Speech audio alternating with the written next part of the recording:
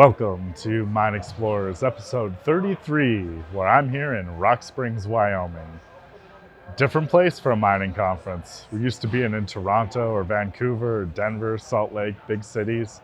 This time we're in Rock Springs, Wyoming at the Rocky Mountain Mining Summit. And this is the inaugural year, and we're one of the exhibitors here and also going to be one of the speakers. So I'm looking forward to seeing how this show goes. Now, it's a bit of a different show, and everybody who's here had to drive from somewhere. There's actually a pretty big local presence of suppliers and miners because this is the biggest mining state in the country. You may not know that, but by dollar value, Wyoming actually produces the most minerals. Most of that is coal from the Powder River Basin. It's also a huge producer of baking soda, or trona, as they know it in the mining industry. And there's 5 very large mines around here that produce a lot of trona. So that's kind of a buzz around the conference, as there's another big mine coming in, and a lot of people are interested to see how that develops. So far, we've had a really good show. We've talked about education and training a workforce, starting in high school and college. Talked a little bit about LiDAR scanning and using the SLAM LiDAR like we do with our Exxon, and I've got some great ideas of new ways we can apply that we haven't thought about before. And yeah, we've got a busy schedule and full plan together, and the whole event is going to culminate in a little cowboy shindig. So I'm going to put on my cowboy boots and see if I can kick it with the local people here from Rock Springs. Anyway, looking forward to the show, and looking forward to you coming along with me, and let's see what we can learn and check out.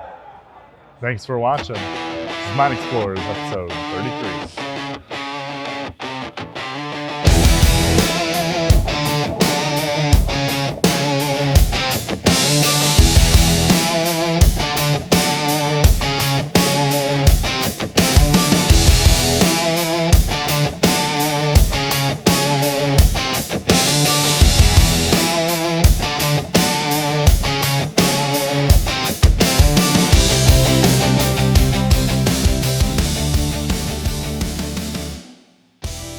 Talking a little bit about Wyoming, we touched on the coal. So huge coal producer, lots of thermal coal, open pit strip mines, very large scale. I mean, they're shipping unit trains a day worth of coal out of the Powder River Basin primarily. Big trona producer, but Wyoming also produces bentonite. Most of the bentonite used in the United States comes from Wyoming.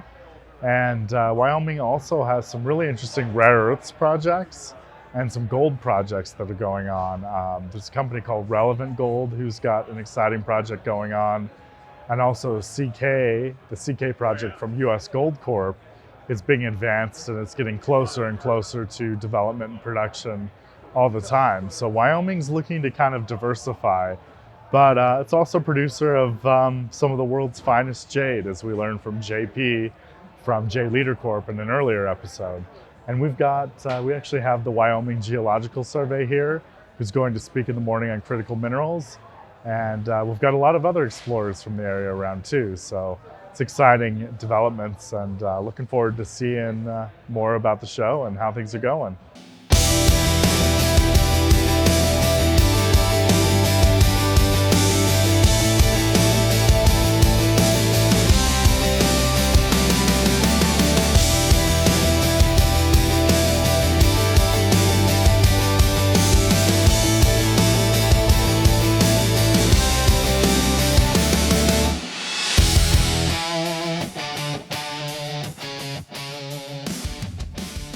What a show.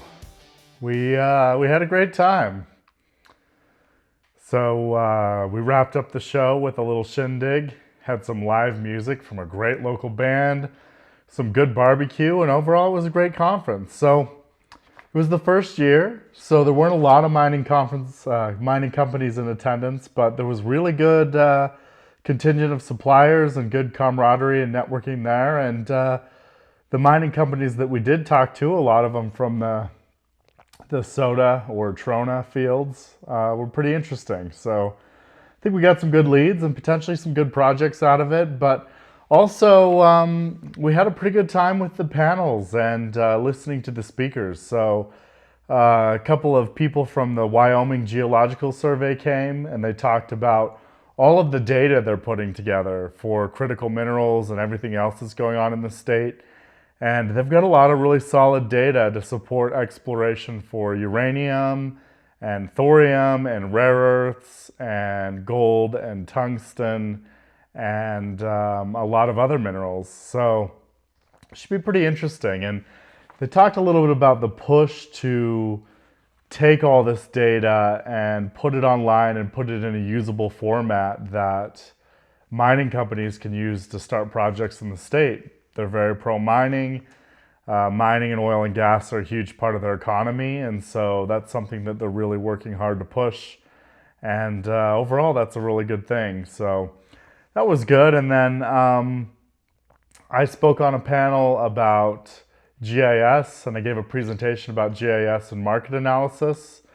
And I sat down with a few other panelists that work with AI and everything from automation and robotics, self-driving haul trucks and mining equipment, all the way through to a gentleman who's using AI in his company to track ESG and monitor permitting and things like that, and kind of the compliance side of things. And so that was really interesting, and everybody agreed that AI is being heavily adopted by the industry in operations and safety, and then it's slowly making its way into other things like market analysis and ESG and things like that. So pretty exciting. And then overall, just a lot of great speakers and a lot of great content, and got a lot out of it. So now that I am back in the studio doing the wrap up here, I wanted to kind of touch on a few news things that are going on that I think are pretty interesting. So I talked a little bit last time about how tungsten's making a comeback. There's a mine, the IMA mine, or the IMA mine in Idaho, is potentially going to be its the first domestic tungsten producer in the United States since at least 2017, when there was a small scheelite mine, Scheelite Metals, here in Utah that operated for just a little bit. And analysts are estimating that the tungsten market's expected to nearly double in value from approximately $5.1 billion in 2024 to $9.6 billion by 2032, which is a CAGR of approximately 8.1%. So that's pretty robust growth. And we're seeing a couple groups doing some early exploration for tungsten here in the Western US. And I think that's really going to pick up, and we're going to see a lot more of that in the future. So something to keep an eye out for. As a reminder, tungsten's a critical mineral for defense applications. Tungsten carbide is fantastic hard steel. It's used in defense, aerospace, cutting and tools, of course. Really is about as hard as diamonds when it comes to cutting. And combined with diamonds, you can make great things like drill heads and things like that. And it's got a very high strategic importance.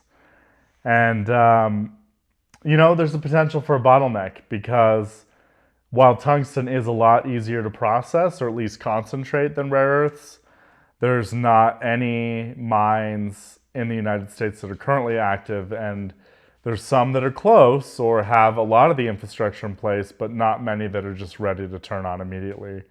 So that could be interesting. Recycling, tungsten can be recycled, and there are secondary sources.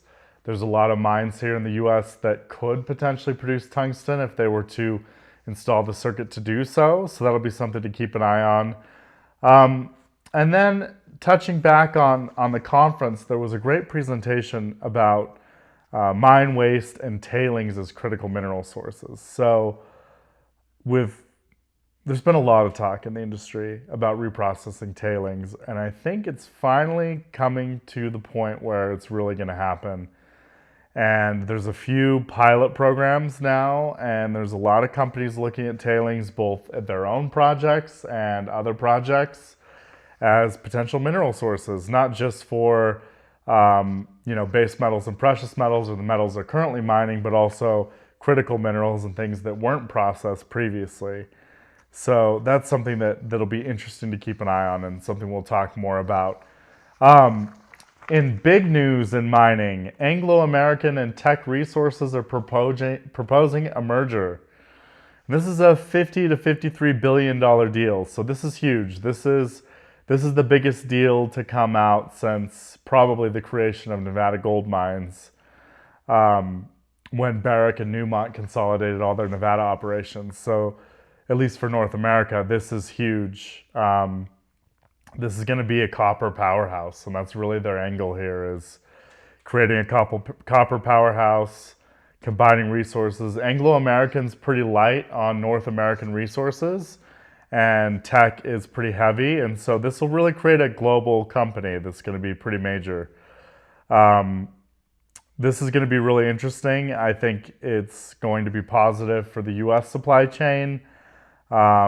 And it'll be interesting to see if they invest more in some of the bottlenecks that exist in refining, smelting, and we'll see what that has to do with exploration, because right now I know both Anglo and Teck are pretty light on exploration in America. So it'll be interesting to see if this merger really amps up. Anglo American used to explore in the United States, and after Pebble and a lot of the things that happened around that era, they pulled out, they backed out, and it'll be interesting to see if they come back in again.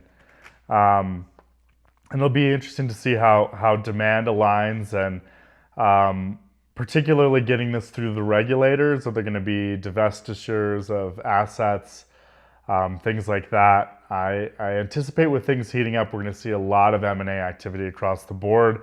And this is really a bang to start it out with Anglo Teck, which is what they're proposing to call it. So definitely keeping an eye on that. And then the USGS and the Department of Interior have released their 2025 draft list of critical mineral commodities. Now there are 54 in total, with 50 included based on economic assessments. So pretty interesting. As you know, it includes minerals like copper, lead, silver, rhenium, and many others, 54 in total.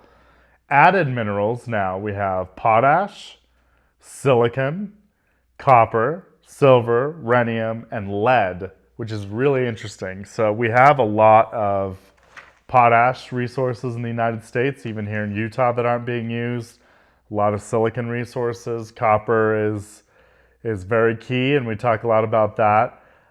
Silver, we have tons of silver production that can come online anytime, and prices where they're at are really supporting that happening. And along with here in the United States, Mexico is also a silver powerhouse, and there's some great projects down there that can come online.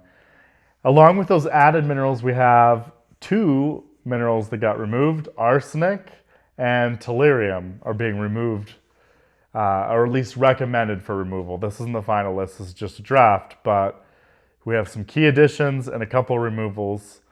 And what'll be interesting is to see how this affects permit support, funding, and attention from regulators.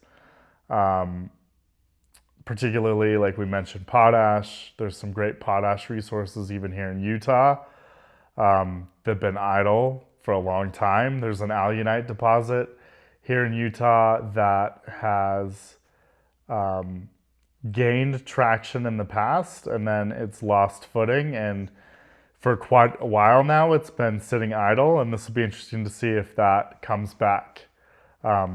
Particularly SITLA, the State Institutional Trust Lands Administration, has a big interest in that coming back online because they own a lot of the mineral rights for some of the biggest potash deposits here in Utah.